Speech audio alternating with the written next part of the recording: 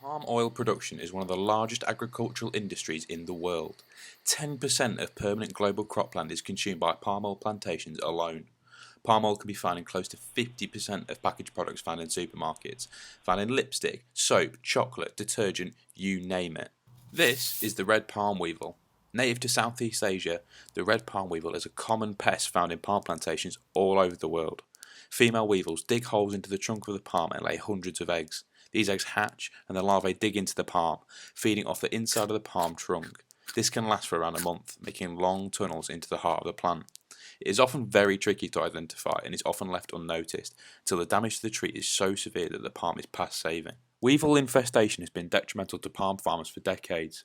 In Gulf countries and the Middle East, it costs $8 million alone for farmers to remove the infested trees, let alone the losses that they face in yield. Methods have included visual inspections, pheromone trapping, and even sniffer dogs in an attempt to detect weevil infestations, but most fall short when used in real scenarios in terms of its effectiveness and long-term practicality. Farmers need a cheap and efficient way to accurately find infestations on a wider scale. Engineers at the King Abdullah University in Saudi Arabia have employed the use of a fibre optic distributed acoustic sensor in an attempt to accurately detect early signs of infestation on a large scale. DAS systems have made an emergence within the last decade and have become common in the oil and gas industry due to their accurate sensing abilities over long distances in harsh environments. DAS technology is fundamentally sending laser pulses into the optical fibre and analysing the returning pulse. This can find the location of acoustic disruptions along the fibre to a high spatial accuracy. This returning light is created due to something called Rayleigh scattering, and it is the same phenomenon that makes the sky blue.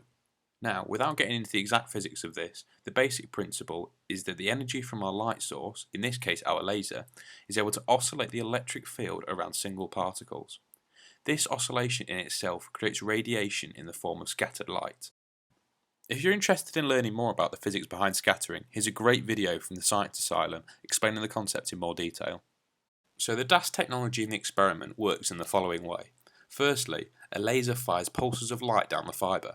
The weevils chewing through the palm causes very slight vibrations, generating microstrains in the glass of the fibre optic. This in turn changes the refractive index of the section and generates differences in the amplitude and phase of the Rayleigh scatter produced by the laser. This scatter, known as backscatter, is then recorded with a detector at the input of the fibre and can be processed to precisely find the location of the vibration.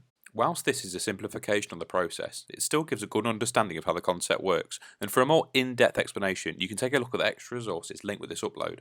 The experiment reported in the article used a simple setup. 2 trees set apart in closed rooms, one infested and one healthy. Optical fibre was wrapped around the tree trunks and fed to the signal processor.